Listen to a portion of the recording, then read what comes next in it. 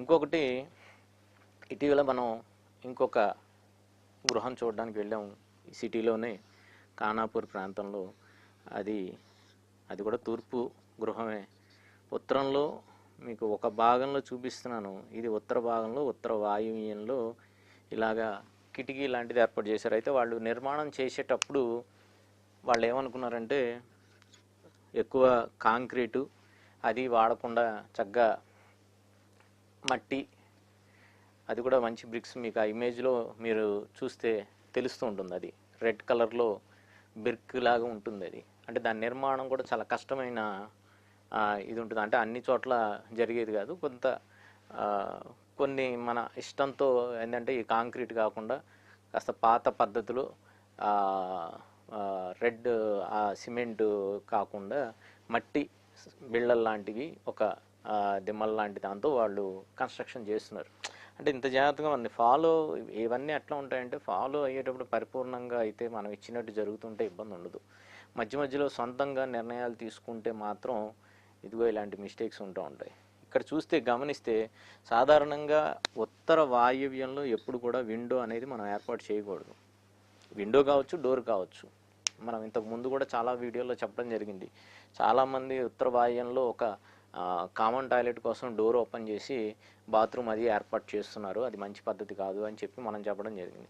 ఇక్కడ కూడా అసలు ఏ రకమైన ఓపెనింగ్ అనేది ఉత్తర వాయువ్యంలో, అది కిటికీ కావచ్చు, డోర్ కావచ్చు, కిటికీ కావచ్చు, వెంటిలేటర్ కూడా, అంటే ఒకవేళ అక్కడ బాత్రూమ్ ఏర్పాటు చేసి ఆ భాగంలో వెంటిలేటర్ కూడా మనం ఉత్తర వాయువ్యం వైపు అనేది ఎప్పుడు ఓపెన్ చేయకూడదు. అవకాశం ఉంటే పడమర వాయువ్యం వైపు ఓపెన్ చేసుకోవచ్చు, కానీ ఉత్తర వాయువ్యం వైపు ఎప్పుడు కూడా ఓపెన్ చేయకూడదు. పూర్తిగా ఉత్తర వాయువ్యంలో ఆ భాగంలో కిటికీ అనేది వాళ్ళు ఏర్పాటు చేయడం జరిగింది. సరే, ఇంకా నిర్మాణ దశలోనే ఉంది కాబట్టి సాధ్యమైనంత వరకు దాన్ని అక్కడ క్లోజ్ చేసి అవకాశం ఉంటే యువతల భాగంలో, అంటే ఈ గదికి వచ్చేటప్పటికి ఈశాన్య భాగం అవుతుంది, ఈ భాగంలో మీరు ఏర్పాటు చేసుకోగలిగితే చేసుకోమని చెప్పాము. ఇన్ కేసు మనకి ఆ కన్స్ట్రక్షన్లో మనకు అలా కాదండి, ఇబ్బంది అవుతుందండి, మళ్ళీ అది ఇక్కడ తొలగించాలంటే కష్టం అవుతుందంటే ఖచ్చితంగా ఇదైతే మూసేయని చెప్పాము.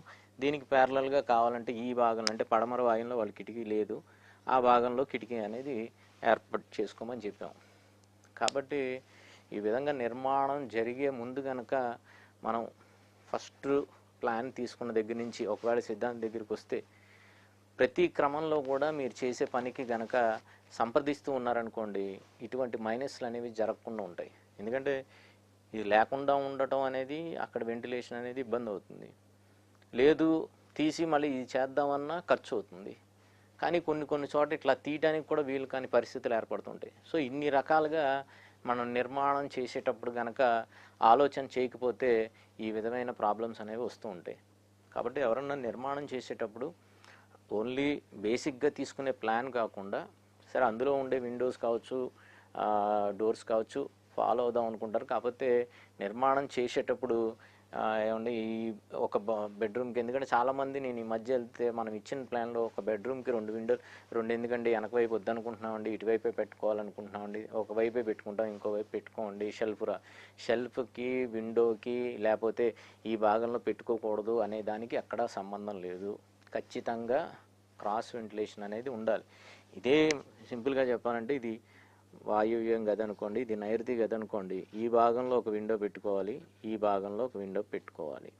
సో ఎప్పుడు కూడా గాలి అనేది ఈ విధంగా వెళ్ళే విధంగా ప్రతి గదికి కూడా మనం ఆ విధంగా విండోస్ అనేది ఏర్పాటు చేసుకోవడం ద్వారా ఆ గృహంలో ఉండే యజమానికి ప్రశాంతత ఉంటుంది. అరే పడమర వైపు కదండి, ఎందుకు మనకు అవసరం లేదు, లేకపోతే దక్షిణం వైపు కాబట్టి ఇక్కడ అవసరం లేదు, ఈ విధమైన ఆలోచనలు అనేవి ఉండకూడదు. ఖచ్చితంగా మనకున్న గృహంలో నియమాల ప్రకారం ఎక్కడెక్కడ మనకి విండోస్ అవసరం అక్కడక్కడ తీసుకోండి. అది కూడా అందరూ ఈ మధ్య ఏంటంటే విండోస్ అనేటప్పటికి ఒక 4x5 పెద్ద విండోలు తీసుకోవాలని ఆలోచన చేస్తున్నారు. సెంటర్ విండోస్ తీసేసుకొని ఇంచుమించు బెడ్రూమ్లో కూడా 4 అడుగులు 5 అడుగులు విండోస్ లేకపోతే బాల్కనీస్ అలాంటివి తీసుకునే ఇవి చేస్తున్నారు. సాధ్యమైనంత వరకు మనకి ఇదివరకు పద్ధతిలో కావచ్చు, ఎప్పుడైనా కావచ్చు 3 అడుగులు బై 4 అడుగులు ఈ విధంగా ఉన్నాయనుకోండి, మీకు వెంటిలేషన్ ఉంటుంది, చక్కగా డోర్ తీసుకునే అవకాశం ఉంది. ఎందుకంటే పెద్ద విండోలు పెట్టుకోవడం ద్వారా అది తీసే పరిస్థితి ఉండదు. దాన్ని కట్టనేస్తాం, కూర్చుంటాం, ఏ రోజు కూడా మనం ఆ విండోలు వాడే పరిస్థితి లేదు. కాబట్టి సాధ్యమైనంత వరకు విండోస్ ఏర్పాటు చేసుకునేటప్పుడు బెడ్రూమ్స్లో పర్టికులర్గా 3/4 సైజు మనకి, లేదా 3.5/4 ఈ సైజు వరకు మీరు విండోస్ తీసుకుంటే చక్కగా మీకు ఎక్కువగా మనకి ఓపెన్ చేసినట్టు ఉండదు. ప్లస్ మనకి ఏ భాగంలో నియమాల ప్రకారం ఉండాలో ఆ భాగంలో వాటిని ఏర్పాటు చేసుకునే అవకాశం ఉంటుంది. కాబట్టి సాధ్యమైనంత వరకు మనం నిర్మాణం చేసేటప్పుడే ఏదో చెప్పారు, గురుగారి దగ్గరికి వెళ్ళాము, మనకు ప్లాన్ ఇచ్చేశారు, ఆ ప్లాన్ ప్రకారం నిర్మాణం బేస్, ఎందుకంటే మార్కింగ్ చేసేటప్పుడు ఆయనే వస్తారు కాబట్టి అంతవరకు మనం మార్కింగ్ చేసుకున్నాం, మొదలెట్టేసాం, కట్టుకుంటున్నాం అని కాకుండా కట్టేటప్పుడు కూడా వాటిల్లో ఈ నియమాలు ఇప్పుడు మనం వెళ్ళి చూడటం వల్ల అరే ఉత్తర వాయువులో విండో ఉండకూడదు అనేది చెప్పడం జరిగింది. సో ప్లాన్ తీసుకోవడమే కాకుండా ఆ పైకి వెళ్ళినప్పుడు, ఎందుకంటే ఇంతకుముందు చాలా వీడియోల్లో మన అంతకుముందు ఎపిసోడ్స్లో కూడా చెప్పాను, ఒక్కసారి ఒక యజమాని ఇంటి నిర్మాణం అనేది మొదలుపెట్టిన తర్వాత మనకి చాలామంది యొక్క ప్రభావం మన మీద ఏర్పడుతూ ఉంటుంది. ఎందుకంటే ఎవరో ఒకళ్ళు ఇల్లు మనం వెళ్ళినప్పుడు చూసి అరే ఇదేదో బాగుందని మనం చేయాలనుకోవటం, లేదా ఎవరన్నా మన గృహానికి లేకపోతే కట్టేదానికి వచ్చినప్పుడు, లేదంటే మన దగ్గరికి అరే మీరు గృహం కడుతున్నారు కదా, మేము ఇలా చూసాం, ఇలా పెట్టుకోండి అలా పెట్టుకోండి అని చెప్పేవాళ్ళు ఎక్కువ మంది ఉంటారు. మనకి సలహా ఇచ్చేవాళ్ళు చాలామంది వస్తూ ఉంటారు. కాబట్టి అది మనకి ఎంతవరకు మన గృహానికి కరెక్టు అనేది మాత్రం యజమాని నిర్ణయం చేసుకోవాలి. లేదనుకోండి అది ఖచ్చితంగా ఇబ్బంది పడే పరిస్థితులు అనేవి ఏర్పడుతూ ఉంటాయి. ఇదే గృహంలో